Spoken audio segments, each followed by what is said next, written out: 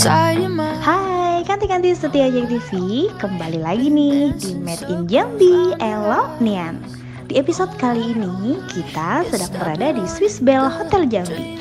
DPRD Kabupaten Batanghari ini mengadakan kegiatan workshop atau bimbingan teknis pengaturan hak keuangan dan administrasi pimpinan dan anggota DPRD berdasarkan peraturan pemerintah. Seperti apa kegiatannya ya? Ikutin terus hanya di Made in Jambi, Elok Nian. Don't you just shut up? I know you got it wrong, but so what? Won't catch you on the fall, 'cause you can't hurt us anymore. Why don't you just... Bapak Ibu, seluruh undangan yang kami hormati, selanjutnya kita akan bersama menyimak sekaligus mendengarkan sambutan sekaligus pembukaan secara resmi acara bimbingan teknis pada pagi hari ini yang akan disampaikan kepada yang terhormat Ibu Ketua DPRD Kabupaten Batanghari, Ibu Anita Yasmin SE. Kami silakan. Alhamdulillahirrabbilalamin. Wassalatu wassalamu ala asyrofil anbiya'i wal mursalin wa ala alihi wa sahbihi ajma'in. Amma ba'du. Yang saya hormati tentunya Bapak Ketua Asosiasi Dewan Kabupaten Kota seluruh Indonesia dan mewakili. Yang saya hormati tentunya Bapak narasumber kita pada bimbingan teknis anggota DPRD Kabupaten Batanghari dari Kemendagri pada hari ini. Selamat datang Bapak di Kota Jambi.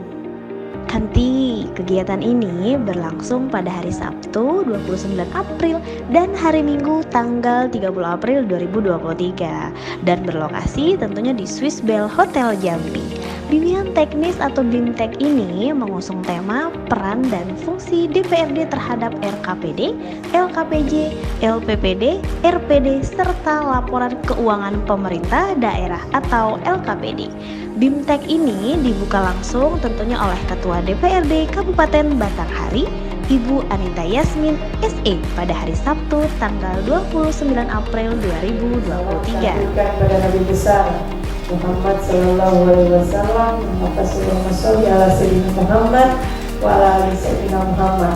Semoga tentunya kita senantiasa untuk selalu diberikan kerahmatan, keberkahan dalam menjalani tugas dan kewajiban kita sehari-hari. Amin ya rabbal alamin. Selanjutnya tentunya Bapak Ibu, sesuai undangan dan niat kita bersama, kegiatan pada kesempatan kali ini ialah bimbingan teknis dengan tema pengaturan hak keuangan dan administrasi pimpinan dan anggota DPRD berdasarkan PP nomor 1 tahun 2023. Peran dan fungsi DPRD terhadap RKPD, LKPJ dan LPPD, RPD serta laporan keuangan pemerintah daerah. Bapak Ibu yang saya hormati, pada kesempatan bimbingan teknis kali ini tentunya saya atas nama DPRD Kabupaten Batanghari Dalam sambutannya, Ibu Anita Yasmin menyampaikan bahwa BIMTEK ini merupakan sesuatu yang sangat penting untuk menambah ilmu anggota DPRD dalam bekerja sebagai wakil rakyat. Dan juga harapan beliau para peserta dapat mengikuti BIMTEK dengan serius karena materi kali ini merupakan agenda pekerjaan yang akan digarap oleh anggota DPRD Kabupaten Batanghari. Harapan dengan terselenggaranya BIMTEK ini, tentunya setiap peserta dapat mengambil sebuah manfaat dengan berorientasi pada kinerja sesuai dengan tugas pokok dan fungsi anggota DPRD dalam menghadapi kenyataan bahwa semakin tingginya tingkat kompetensi yang dibutuhkan, maka tentunya kegiatan ini menjadi kebutuhan bagi peningkatan kapasitas pimpinan dan anggota DPRD. Yang pertama, pembentukan peraturan daerah. Yang kedua, fungsi anggaran. Yang ketiga, fungsi pengawasan. Dan mengingat daripada beratnya tugas yang diemban oleh Bapak Ibu sekalian, kami merasa penting untuk melaksanakan bimbingan teknis untuk meningkatkan kualitas dan kapabilitas daripada kemampuan Bapak Ibu sekalian dalam mengemban 3 amanat dan 3 tugas yang cukup berat tersebut. Sehingga nantinya BIMTEK ini juga berguna untuk memaksimalkan keterampilan dan meningkatkan kinerja Bapak Ibu agar berkompeten dan profesional bekerja sepenuh hati untuk rakyat dan negara, dalam hal ini khususnya Kabupaten Batanghari dan masyarakat Kabupaten Batanghari. Dan hadirin yang saya hormati, tentunya dengan tema seperti yang saya sampaikan di awal tadi, pengaturan hak keuangan dan administrasi pimpinan dan anggota DPRD berdasarkan PP nomor 1 tahun 2023, yang mana nantinya narasumber atau pematerinya ini langsung dari Kementerian Dalam Negeri yang pastinya sangat kompeten pada bidangnya, dan diyakini kami sebagai peserta workshop dan bimbingan teknis ini tentunya bisa dapat menyerap informasi dan materi yang disampaikan ini tentunya dengan baik dan benar. Dan di samping itu juga BIMTEK ini tentunya merupakan satu kesempatan bagi kita semua Bapak Ibu agar bisa saling berdiskusi dengan para narasumber yang sudah hadir di tengah-tengah kita ini, agar dapat lebih memahami fungsi pengawasan terhadap penyelenggaraan pemerintah, dalam hal ini pemerintah Kabupaten Batanghari. Dan kegiatan ini tentunya sangat penting Bapak Ibu bagi kita semua, tentunya untuk meningkatkan peran, tugas, dan fungsi kita sehari-hari. Dan dengan mengikuti kegiatan bimbingan teknis ini tentunya diharapkan setiap individu dapat mengambil sebuah manfaat dengan berorientasi pada kinerja sesuai dengan tugas pokok dan fungsi anggota DPRD, yang mana seperti selamat datang Pak Amin.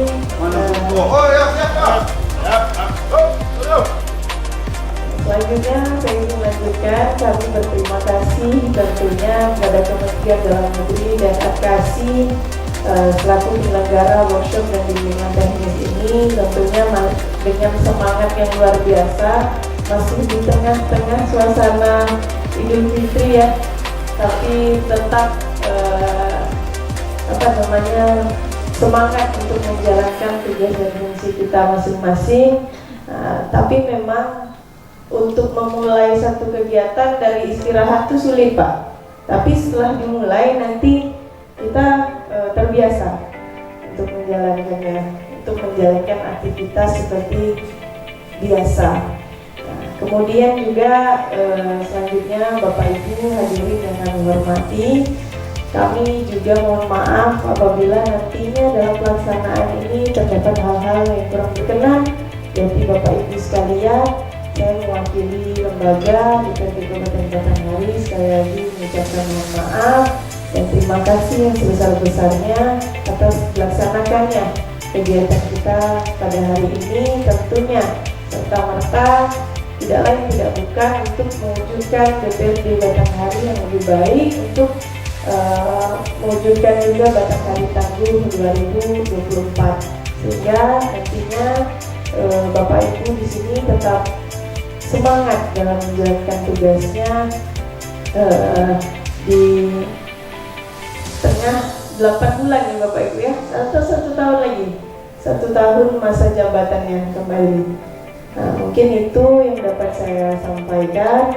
Lebih dan kurangnya tentunya saya mohon maaf dengan mengucapkan Bismillahirrahmanirrahim. Bimbingan teknis anggota DPRD Kabupaten Batanghari dengan ini resmi saya nyatakan dibuka. Terima kasih. Assalamualaikum warahmatullahi wabarakatuh.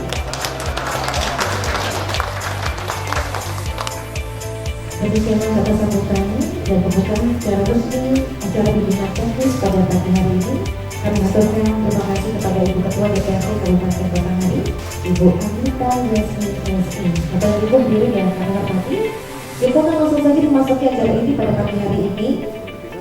Yang pertama, saya akan mengundang yang terhormat yang telah hadir dan bergabung bersama kami semua, yaitu yang hadir dari Direktur Jenderal Bina Keuangan Daerah Kementerian Dalam Negeri Republik Indonesia, saat ini sedang menjabat sebagai analisis perencanaan atau evaluator APBD. Kepada Ibu hadirin yang kami hormati, boleh kita berikan tepuk tangan yang paling hangat untuk Bapak Rino Griapen SSTP FM. Kami silakan. Assalamualaikum warahmatullahi wabarakatuh. Di Di hari pertama, pembukaan materi yang pertama disampaikan oleh narasumber dari Kementerian Dalam Negeri, yaitu Bapak Rino Rioken SSDPRM tentang pengaturan hak keuangan dan administrasi pimpinan dan anggota DPRD berdasarkan Peraturan Pemerintah Indonesia Nomor 1 Tahun 2023. Saya semoga semakin kenal semakin sayang. Izinkan kami memperkenalkan diri kami kembali. Nama saya Nino Bapak Ibu. Kebetulan kami bertugas di Direktorat Jenderal Dinas Keuangan Daerah Kementerian Dalam Negeri. Kalau sehari-hari di direktorat kami biasanya ada 3 fungsi. Biasanya pertama yang melakukan evaluasi APBD. Jadi sebelum APBD itu ditetapkan oleh pemerintah daerah, hasil kesepakatan antara Pemda dan DPRD harus dievaluasi. Meskipun memang kalau evaluasi kabupaten kota di provinsi, tetapi provinsi itu harus mengkonsultasikan kepada Kementerian Dalam Negeri. Kebetulan tempat kami. Nanti selain kita berdiskusi dengan tema yang di belakang, kita juga bisa berdiskusi berkaitan dengan APBD. Yang kedua dalam rangka menyusun regulasi khususnya di dalam pengelolaan keuangan daerah. Yang ketiga juga dalam rangka melakukan pembinaan bagi pemerintah daerah dan DPRD khususnya di bidang perencanaan anggaran daerah. Jadi kurang lebih memang berkaitan dengan keuangan Pak tugas kita. Nah, selanjutnya nanti bisa 2 jam 3 jam ke depan ketika kami melakukan pemaparan, kami harapkan silakan Bapak Ibu kalau ada yang ingin langsung ditanyakan silakan Bapak Ibu tanyakan langsung, jadi tanpa menunggu pemaparan kami selesai. Jadi itu Bapak Ibu perkenalan singkat dari kami sambil menunggu ini fokus.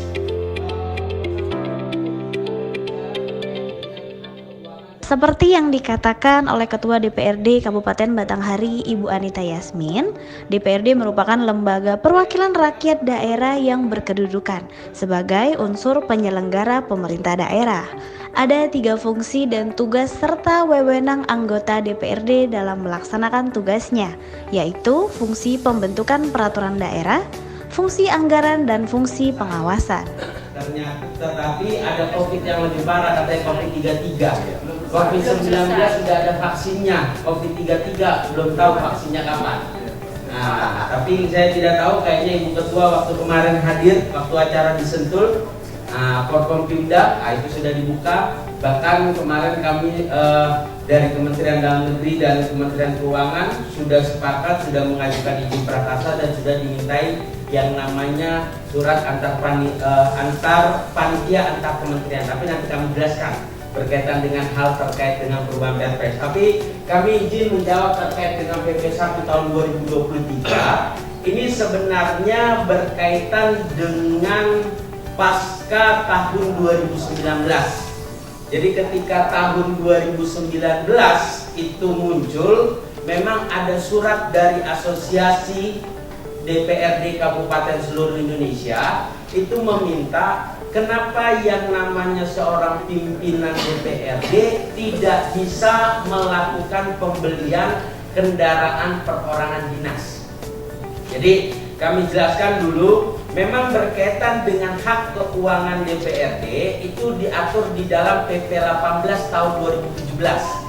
Sebelum ada PP 18 tahun 2017 itu diatur di dalam PP 24 tahun 2005. Nah, kendala di dalam PP 24 tahun 2005, dulu yang dapatkan kendaraan dinas itu hanya pimpinan DPRD. Anggota DPRD tidak boleh mendapatkan kendaraan dinas. Muncul anggota DPRD bersuara seperti ini, Pak, kenapa hanya seorang pimpinan yang mendapatkan kendaraan dinas, sedangkan anggota DPRD tidak mendapatkan kendaraan dinas? Padahal SK anggota DPRD itu juga termasuk SK anggota DPRD. SK ketua itu SK-nya anggota. Tetapi kenapa hanya pimpinan karena dia merupakan alat kelengkapan dapat, kenapa kita tidak? Nah, muncullah di dalam PP 18 tahun 2017 terkait dengan perubahan PP 24 diakomodir hal tersebut. Tetapi kebetulan kami juga ikut juru ketik dulu Bapak Ibu, kami ikut di dalam menyusun PP 18 tahun 2017. Muncul dinamika seperti ini. apakah kita ingin memberikan seluruh anggota DPRD kendaraan dinas? Berapa jumlah provinsi, kabupaten, kota yang ada di Indonesia? 542. Apakah seluruh anggotanya ini ketika ditetapkan seluruh pemerintah daerah membeli kendaraan dinas? Makanya pada saat itu ada moratorium yang menyampaikan tidak boleh ada pembelian kendaraan. Sehingga di dalam PP 18 tahun 2017 seorang anggota tidak mendapatkan kendaraan tetapi mendapatkan tunjangan transportasi. Jadi tidak ada faktor memilih dia di sana. Ketika diberikan tunjangan transportasi, ini masalah muncul. Ini masalah muncul. Kenapa ini masalah munculnya? Karena ketika diberikan tunjangan transportasi, seorang pimpinan ternyata take home pay-nya lebih kecil dari seorang anggota. Dulu pimpinan dapat kendaraan, anggota tidak mendapatkan kendaraan, saya bilang salah sendiri jadi anggota DPRD. Saat ini ketika berbicara yang namanya PP 18, take home pay-nya pimpinan lebih kecil daripada anggota, tidak mungkin saya bilang salah sendiri jadi pimpinan, tidak. Nah, tapi itu dinamika terjadi. Sudah tidak mendapatkan kendaraan, sudah tidak mendapatkan tunjangan transportasi.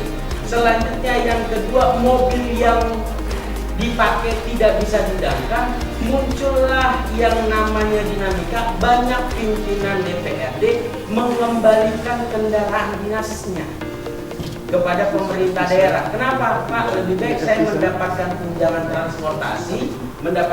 transportasi, saya cicil mobil, saya bayar per bulan dari tunjangan transportasi, di akhir tahun itu menjadi milik saya. Daripada saya pakai di akhir tahun saya tidak mendapatkan apa-apa. Nah, itu banyak dinamika seperti itu. Makanya muncullah surat edaran advokasi ditindaklanjuti di dalam PP 1 2023 bahwa yang namanya pimpinan DPRD di akhir masa jabatannya dapat membeli kendaraan perorangan dinas yang dia miliki. Itulah di dalam PP 1 2023. Jadi jangan yang namanya pimpinan itu mengembalikan untuk mendapatkan tunjangan, tetapi dipakailah mobil tersebut. Selanjutnya kalau di akhir masa periode dia ingin melakukan pembelian tanpa melalui proses lelang, dipersilahkan berdasarkan aturan PP 1 2023 dan PP 20 tahun 2020. Nah, tetapi timbul lagi pertanyaan. Banyak teman-teman pimpinan mengatakan, Pak, berapa harganya, berapa dilakukan lelang atau tidak? Nah, selanjutnya dilakukan lelang atau tidak? Tidak. Jadi hanya dilakukan yang namanya penilaian saja. Selanjutnya menjadi pertanyaan, Pak, apakah berdasarkan harga taksir kita membayar? Tidak. Kalau harga taksir dibayar, lebih baik saya beli di showroom, Pak. Harga showroom mungkin kilometernya lebih rendah, mendapatkan kualitas dengan bagus dengan harga yang saya bayar. Selanjutnya di dalam PP 20 tahun 2022 nanti pimpinan yang mendapatkan kendaraan dinas operasional tersebut dapat membeli kendaraan dinasnya dengan 40% dari harga taksir. Jadi mohon izin, seandainya pimpinan mendapatkan Fortuner, selanjutnya Fortuner tersebut harga 2019 dan 2024 itu harganya seandainya 300 juta, ditaksir nanti di 2024, pimpinan bisa melakukan pembelian dengan hanya membayar 40%, jadi hanya 120 juta rupiah dalam hal kendaraannya 4 sampai 7 tahun. Tapi kalau kendaraannya di atas 7 tahun hanya membayar 20% itu sendiri. Jadi ini Bapak Ibu, makanya kami sampaikan terlebih dahulu waktu Bapak Ibu di tahun anggaran 2023 Bapak Ibu keluar yang namanya PP 1 tahun 2023, mungkin Bapak Ibu mengatakan, Pak, ini hanya merubah nomenklatur. Ya, kami sampaikan PP 1 tahun 2023 sebenarnya ruang lingkupnya hanya mengubah nomenklatur. Mungkin bisa dikatakan.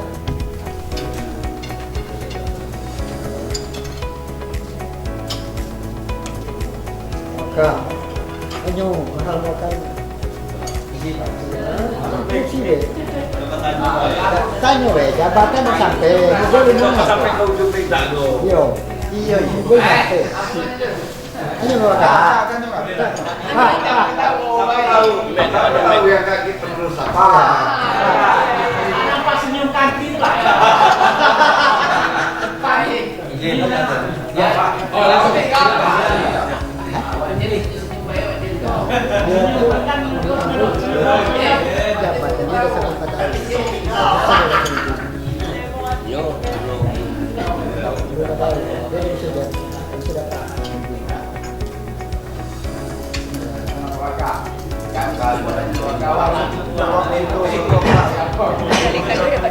Terima kasih Pak Insinyur.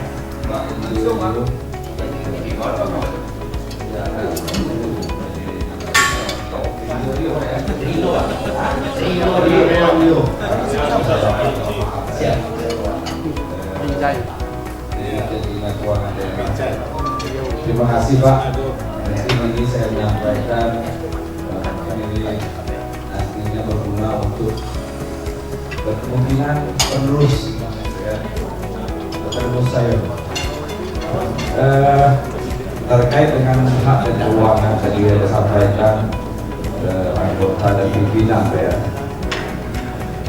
Kembali ke PP 20 itu Pak, tadi sebagian Bapak sampaikan Pak pasal berapa itu kan, bahwasanya tadi sampaikan unsur pimpinan itu dapat memperoleh keterangan itu dengan cara pembelian ya, artinya dengan berapa penilaian dibayar dengan 40%. Nah kemudian itu terkait dengan kalau masa jabatannya Pak ya, masa jabatannya itu sampai di atas 4 tahun lah. Saya lupa pasal berapa yang disebutkan di PP 20. Nah kemudian ketika kita pelaksanaan pilkada ya, kemudian kepala daerah, kabupaten, kota, ini ada beberapa perwakilan daripada unsur pimpinan DPRD kabupaten kota maupun provinsi yang mencalonkan diri pada pemilu tahun 2020 gitu Pak. Jadi kan mereka membuka diri. Kemudian dalam proses ada beberapa kabupaten kota itu bergantian untuk pimpinan tidak mencapai dan ketika jadi sementara di PP 20 itu dibunyikan tidak kurang dari 4 tahun terhitung dari masa pelantikan. Nah, artinya kalau saya udah kurang 4 tahun, apalagi nanti kalau bahwa saya pengganti saya. Nah, dari persoalan Pak, mungkin untuk ke depan, kemudian evaluasi dan masukan. Kemarin kami juga sudah pernah melakukan diskusi di Kementerian Dalam Negeri. Artinya jangan ada perbedaan lagi Pak.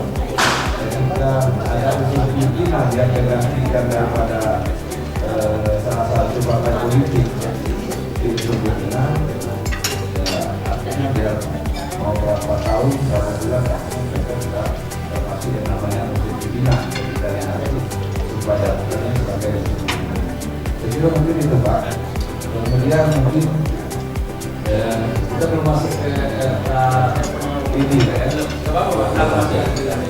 Ya saya juga tidak tahu Pak. Tapi Bapak menyampaikan bahwasanya Pak bahwa ada juga tupoksi ya, evaluasi kemudian apa dari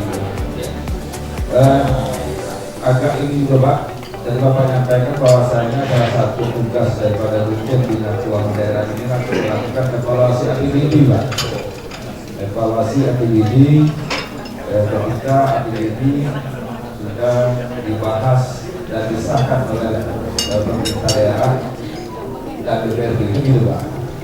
Pertanyaan saya Pak, mungkin kami ini terkadang APBD sudah kita sahkan dan kita bahas di masing-masing fraksi dan di badan anggaran, sehingga ada evaluasi dari provinsi. Nah, jadi pertanyaan kami Pak, terkadang ada kegiatan-kegiatan yang dilaksanakan oleh pemerintah daerah. Jadi sudah tahu mungkin baik itu salah satunya dari pembelian kendaraan dinas. Ya, saya tidak tahu kemarin ada acara dinas karena waktu pembahasan saya lihat tidak ada di dalam pembahasan antara tim anggaran pemerintah daerah dan tim anggaran DPRD. Nah, tiba-tiba setelah bodoh ada tim pemerintah daerah kemudian jalan dinas kayak gini, misalnya profil ini segala macam. Nah, ini yang sangat saya kira belum lagi kegiatan fisik yang lainnya, Pak. Nah, untuk itu mungkin kami dari DPRD ya Pak mau pencerahannya Pak terkait dengan persoalan-persoalan seperti ini. Saya kira itu mungkin dari saya itu lebih tahu beliau. Assalamualaikum warahmatullahi wabarakatuh. Waalaikumsalam. Terima kasih Pak Waka. Mungkin kami menyampaikan berkaitan dengan PP 20 tahun 2022. Memang kami sampaikan Pak terkait dengan PP 20 tahun 2022 itu bukan hanya mengatur untuk DPRD, tetapi ruang lingkupnya sebenarnya mengatur terkait dengan penjualan kendaraan perorangan dinas yang dilakukan oleh pejabat negara. Jadi ketika kita berbicara terkait dengan pejabat negara, yang dibeli itu memang mempunyai syarat. Syaratnya itu memang ada dua. Pertama dari sisi umur kendaraan, yang kedua dari masa kepemimpinan. Masa kendaraannya itu minimal 4 tahun. Yang kedua masa kendaraan dinasnya, masa jabatan pimpinannya itu minimal 4 tahun. Makanya kenapa kami buat yang 4 tahun, mohon izin, pertama kalau kemarin kita buat 5 tahun, nggak mungkin ketika 5 tahun itu kan pasti sudah tidak menjadi pimpinan, berarti tidak bisa dipimpin. Makanya diturunkan itu 1 tahun. Jadi kalau berbicara, mohon izin, berbicara kalau ingin dipilih, ini kan nanti bulan November Pak, baru ada ranah pencalonan dan sebagainya. Jadi kalau dari awal sampai akhir, ya kurang lebih sudah menempati 4 tahun. Tapi bukan hanya pimpinan, seorang kepala daerah pun seperti itu. Karena kalau konteks terkait dengan penjualan barang milik daerah, ini konteksnya adalah konteks penghargaan. Jadi ketika konteks penghargaan itu harus ada masa jabatannya yang terlewati, baru diberikan penghargaan. Nah, jadi memang diskusinya mohon izin, ketika seorang pimpinan melakukan PAW, ketika pimpinan itu mendaftarkan menjadi tidak lagi menjadi pimpinan, mendaftarkan kepada kepala daerah, ya pasti dilihat terkait dengan masa jabatannya, karena ini merupakan suatu kayak penghargaan yang diberikan. Jadi ini terima kasih Pak usulnya, tetapi memang karena ini bahasanya jual rugi ya, Pemda itu konteksnya jual rugi, sehingga ya memang yang boleh dibeli itu ya tidak mohon izin. Kalau dilakukan PAW terus Pak, satu pimpinan 3 PAW, berapa kendaraan dinas yang dibeli setiap tahun? Baru 1 tahun, baru 2 tahun sudah PAW dibeli sama dia, baru di PAW lagi dibeli sama dia, berapa terkait dengan beban APBD yang dikeluarkan, sehingga total dari APBN dan APBD pun harus berkaitan dengan yang namanya 4 tahun. Seperti itu Pak Wakar terkait PP 20 tahun 2022. Ya Pak, terima kasih. Terima kasih Pak ya. Tadi Bapak sampaikan itu terkait dengan kalau ada unsur pimpinan yang ikut dalam kontestasi pemilihan bupati atau wali kota maupun hal pemerintah daerah kita Batanghari belum menganggarkan, ya mungkin di perubahan APBD agar menganggarkan penganggaran pilkada serentak minimal 40%. Maupun nanti Pak, nanti kan tahapannya itu hanya sosialisasi Pak, cuma habis 5%, tidak menjadi masalah Pak. Tetap kita harus menganggarkan 40% terkait dengan pilkada serentak. Titipan kedua, kami juga sampaikan, tolong Bapak Ibu, kecenderungan teman-teman pemerintah daerah realisasinya rendah. Nah, ini juga tolong diingatkan, dikoordinasikan. Jangan kadang-kadang kegiatan itu biasanya tren APBD itu realisasinya banyak itu di akhir tahun Pak. Jadi kadang-kadang ditunggu. Nah, arahan dari pimpinan triwulan pertama harus terjadi penyerapan 25%, sehingga tolong teman-teman komisi dengan SKPD agar berkoordinasi dalam rangka mempercepat realisasi anggaran. Mungkin itu yang dapat kami sampaikan. Kurang lebih. Angin segar kopi tinggi juga ada Pak. Oh, Perpres ya. Oke, gini. Tadi kami sudah sampaikan, kemarin itu di Forkompinda sudah ada arahan dari Ibu Menkyu, mungkin sudah dihadiri oleh Ibu Ketua dengan Forkompinda lainnya. Jadi kemarin itu sudah rapat Pak, jadi kurang lebih kemarin sudah diajukan izin prakarsa oleh teman-teman Kementerian Keuangan. Nah, jadi prinsipnya ada dua Pak. Apakah dikembalikan Pak? Apakah dia berubah Pak Perpres 33-nya? Tidak. Lampirannya tetap. Yang ingin dirubah hanya konteks perjalanan dinas DPRD, bukan dalam konteks perjalanan dinas seluruhnya ASN. Itu mohon izin nih teman-teman ASN. Selanjutnya bagaimana merubah di batang tubuh Perpresnya? Nah, ada dua. Apakah perjalanan dinasnya itu mengikuti kemampuan keuangan daerah? Contoh, kalau kita sedang, lampiran kita kalau ke Jakarta kan 5,6 Pak. Kalau 5,6, 530. Jadi kalau ke Jakarta 530 dikalikan berapa kemampuan keuangan daerah? Seandainya rencananya dibuat 246 atau 357. Jadi kalau 4 530 atau dikalikan 4 2 juta paling besar. Nah, sedang. Jadi sebenarnya tidak 357 Pak, apakah 246? Nah, seperti itu. Apakah dibuat seperti itu? Pertama Pak opsinya. Yang kedua tetap sama, tetap harus ada opsi Pak. Kalau pembahasan itu diberikan dua Pak. Atau yang kedua, jadi kita sering mengatakan Pak, kami itu sama DPRD lahir dari rahim yang sama, tetapi perlakuan berbeda. Minta langsam aja Pak. Minta langsam aja hotel pesawat. Sabar dulu Pak. Ini Pak. Berbicara DPRD itu langsam. Ya. Nah, kalau DPRD harus ad cost. Makanya yang kedua dikatakan apakah di batang tubuhnya pertanggungjawaban DPRD itu bersifat langsam. Nah, jadi maknanya adalah kalau Bapak Ibu ke Jakarta contoh dengan hotelnya berapa, hotelnya seandainya per malam 1,5 juta, seandainya uang hariannya tetap 530 kali 3, uang yang lainnya tembuslah di angka seandainya 10 juta contoh. Nah, itulah diberikan.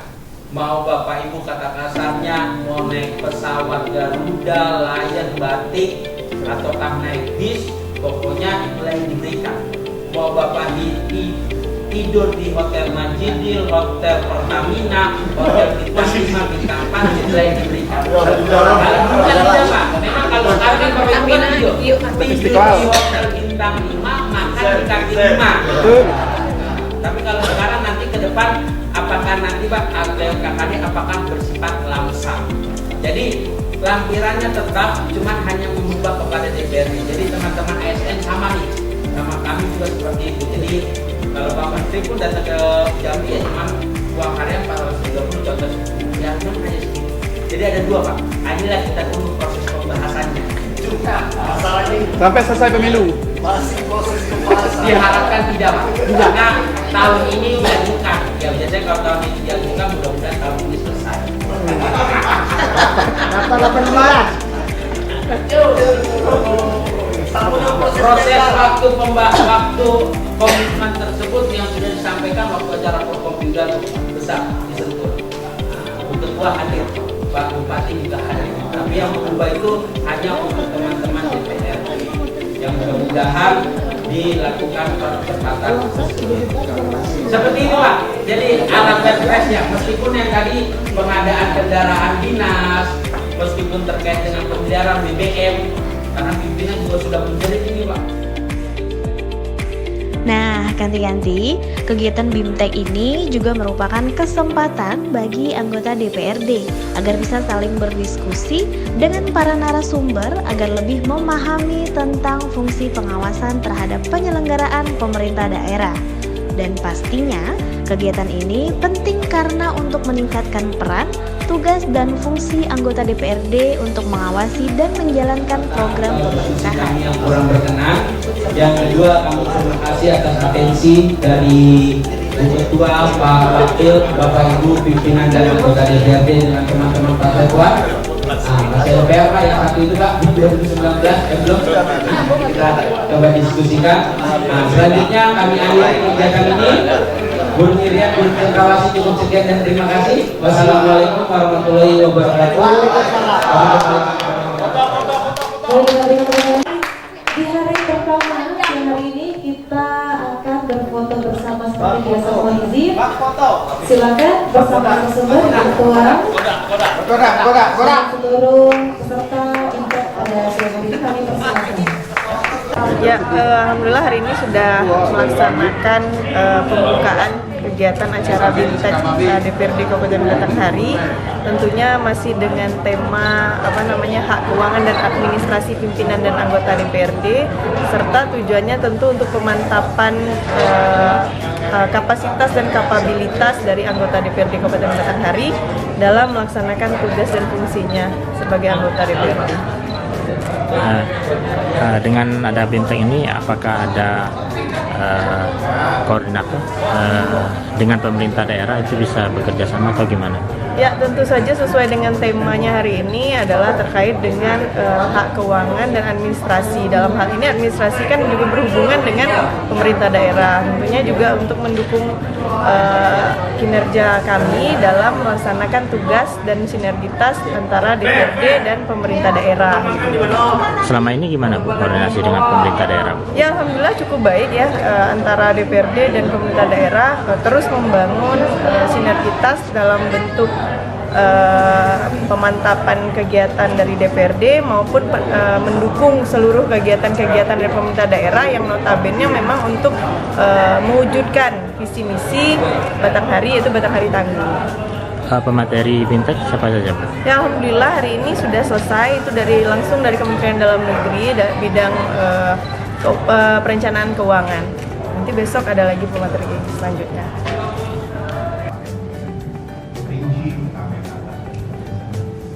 Jadi kalau Bapak Ibu sampai ke Rinci, di sana ada masjid paling yang seberapa terusnya? Jadi jauh.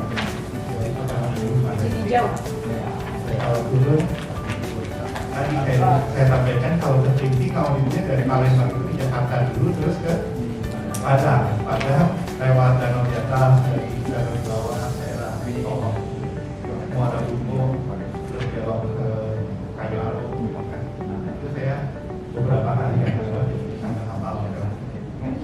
Gitu Bapak Ibu. Ada yang mau ditanyakan? Nah itu tadi kalau dari sini ada dua tuh. Kalau hari-harinya di Jalan Binawaga, Kaltaka, kantor Pemda, tapi rumah ada di Bandung.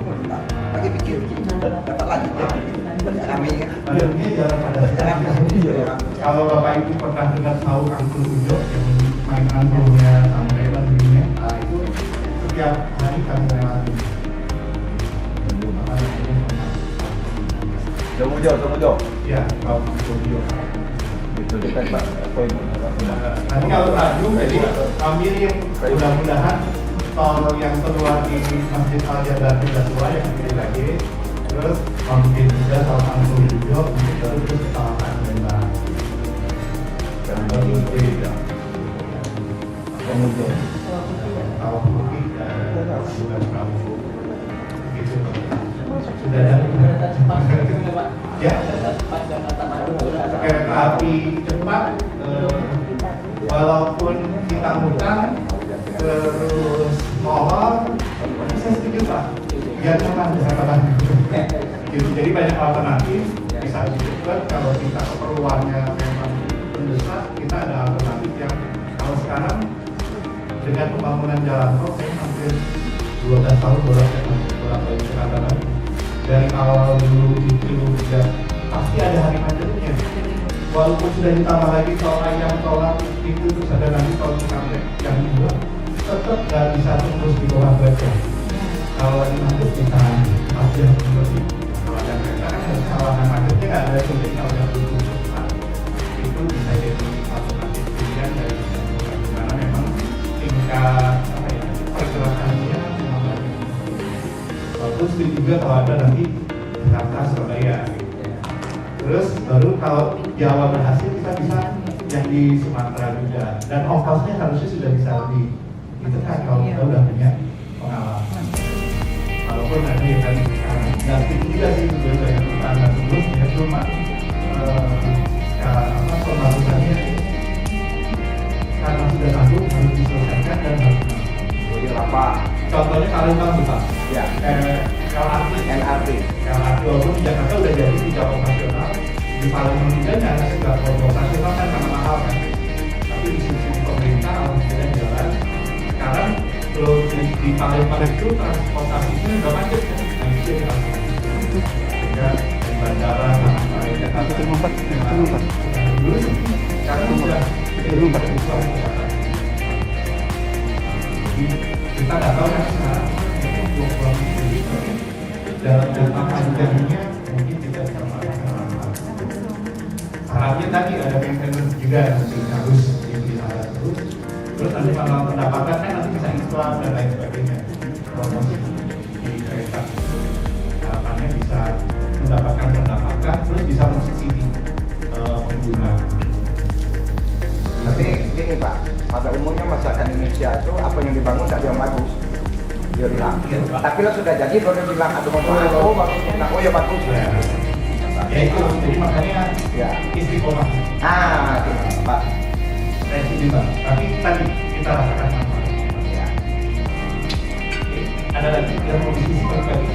Karena sudah kumpul kita bisa mulai ya Pak. Oh iya, kalau mau makan saya tadi di bahan kalau sudah disampaikan nanti ada, kalau ada nanti kita panitia file ini sudah saya lakukan. Kalau mau makan saya juga alasan saya itu terus di nomor nanti kita kalau ada yang boleh kontak kita tolong kalau bebas kita pada kesempatan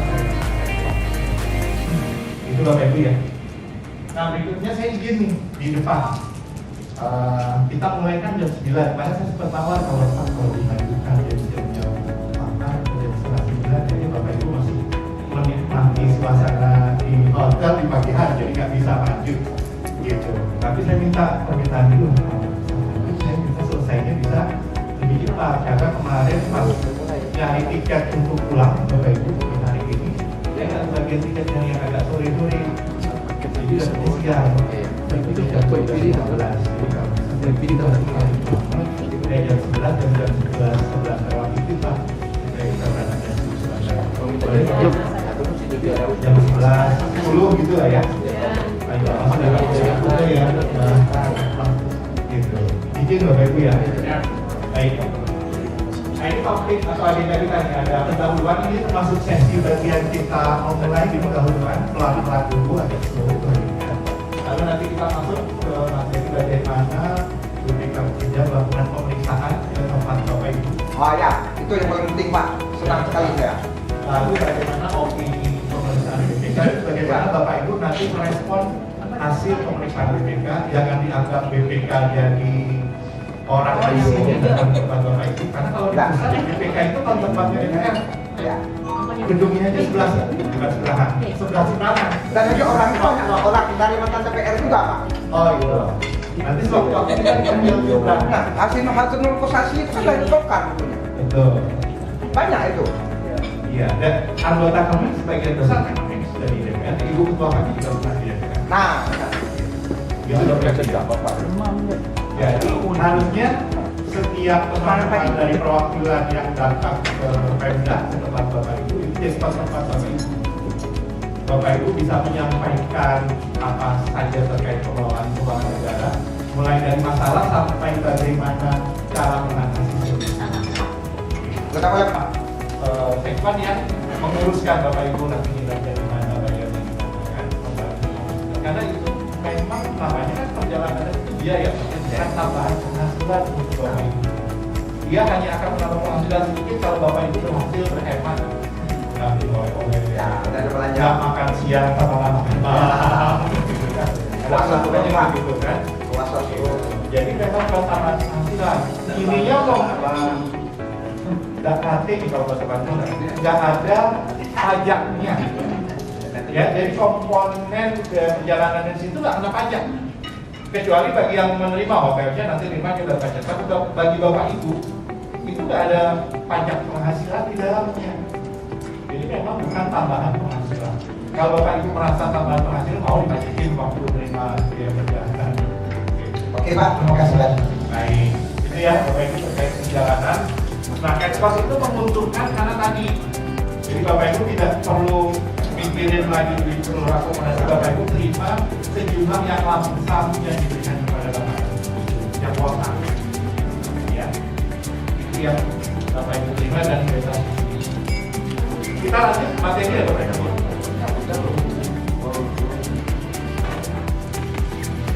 Oke, sudah selesai pemetakan tahun 2022 sudah selesai.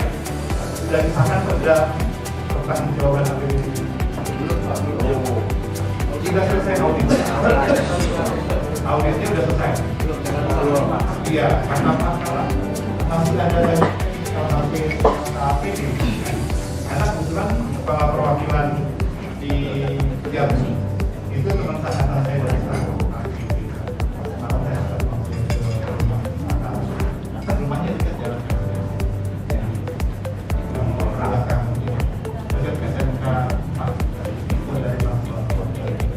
Kalau kampusnya tahu Bapak Ibu ya nama perwakilan.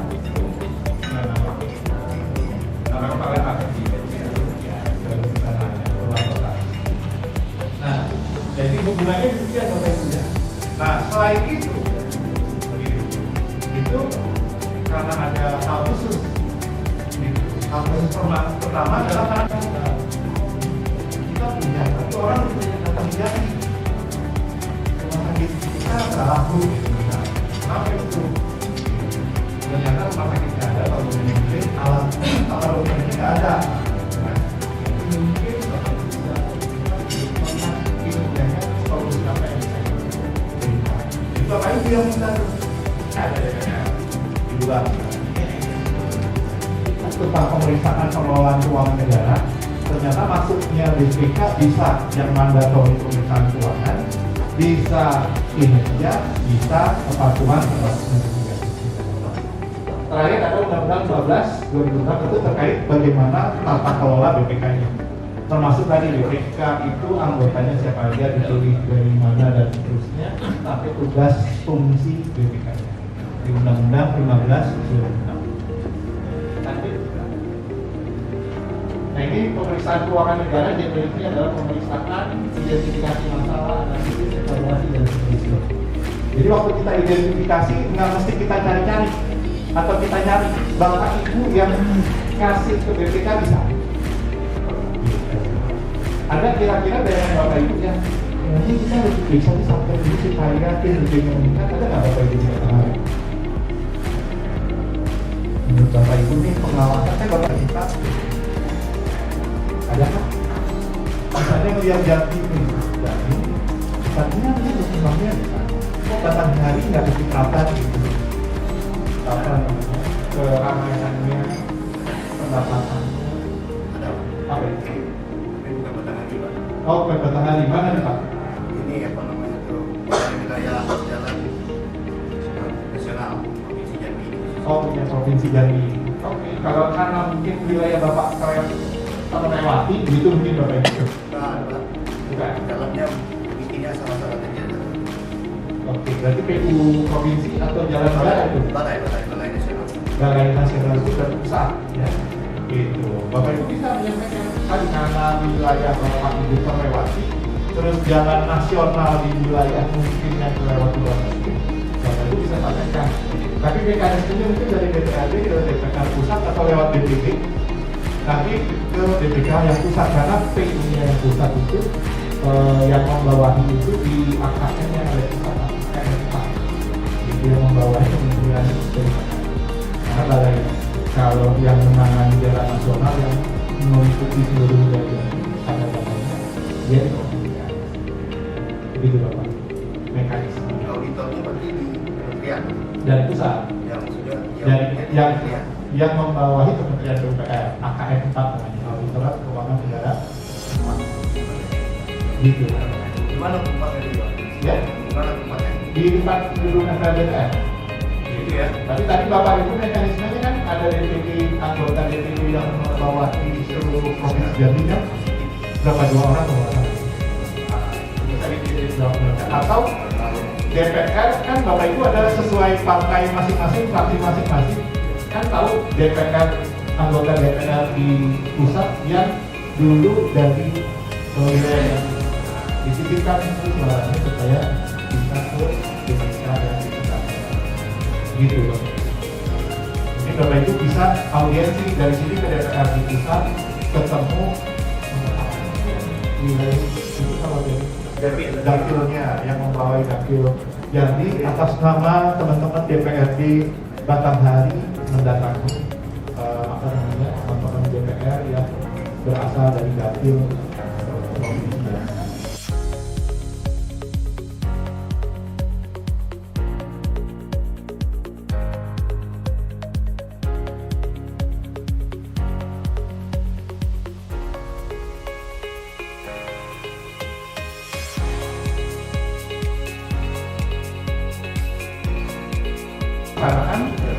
Sampai melaksanakan ke lapangan, terus pulang.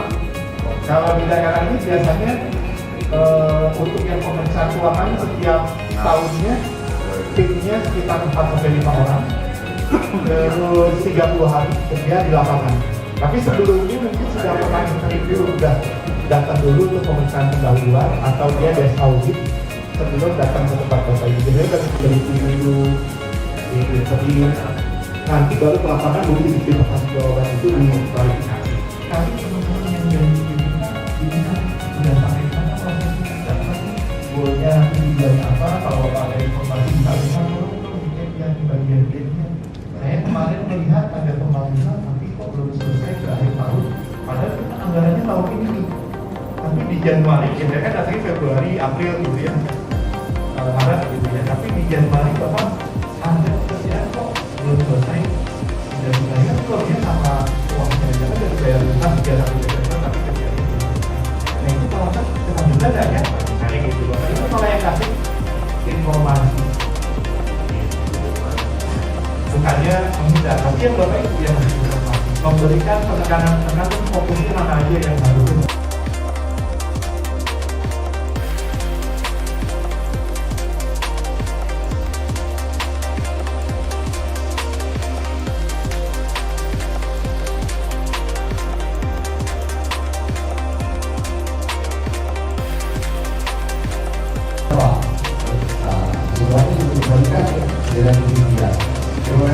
Kemudian solusinya kita seperti apa?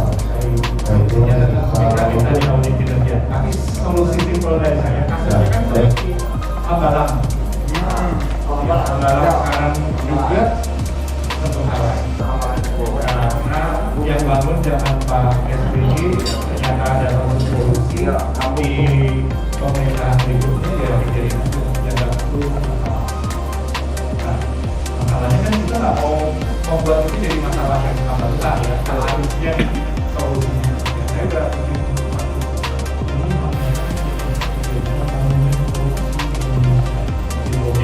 tapi harus cari mana bagian-bagian yang memang layak.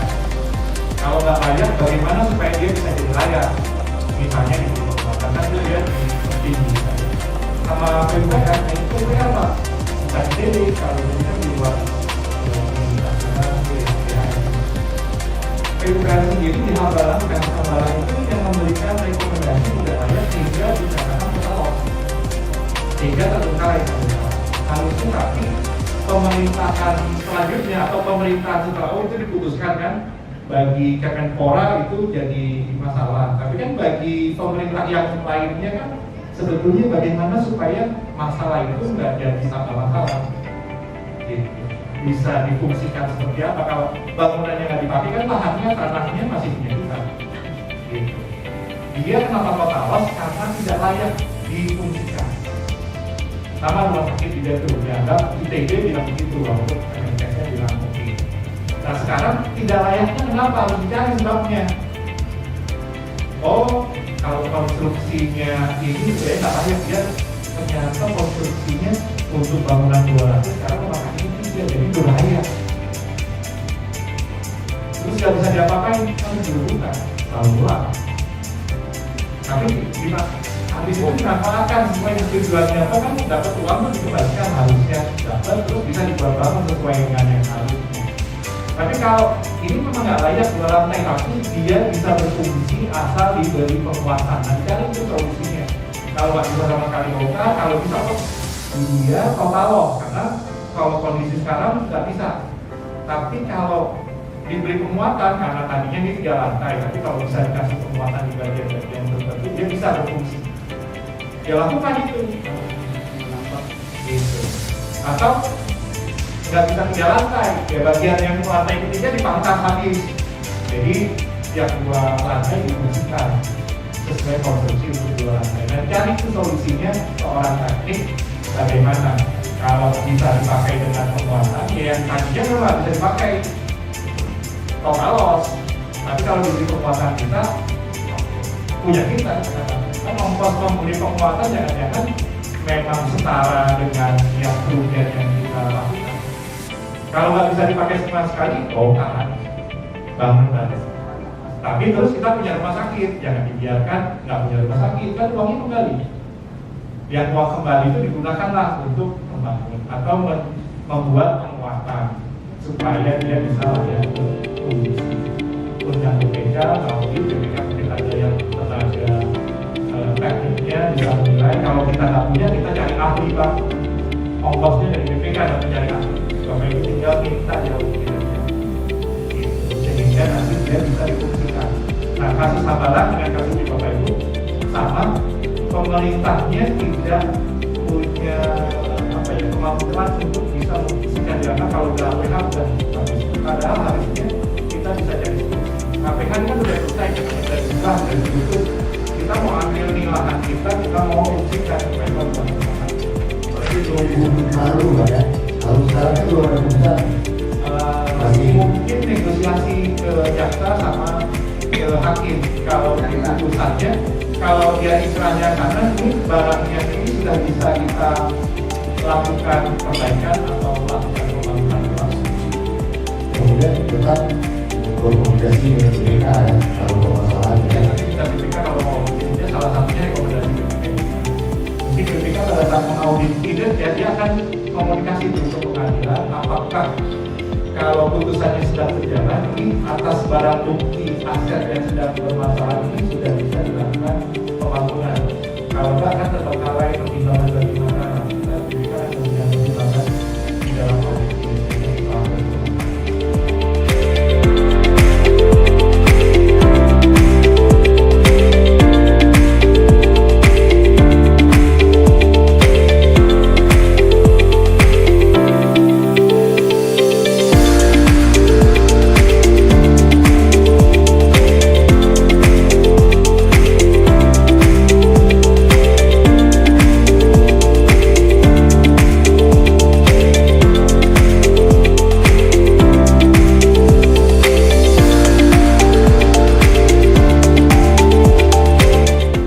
Ganti-ganti, tidak terasa kita sudah di akhir nih. Terus saksikan Made in Jambi setiap hari Selasa jam 20.00 waktu Indonesia Barat hanya di JEK TV, inspirasi kita. Beli jamu di rumah Fanya, sampai bertemu di episode selanjutnya.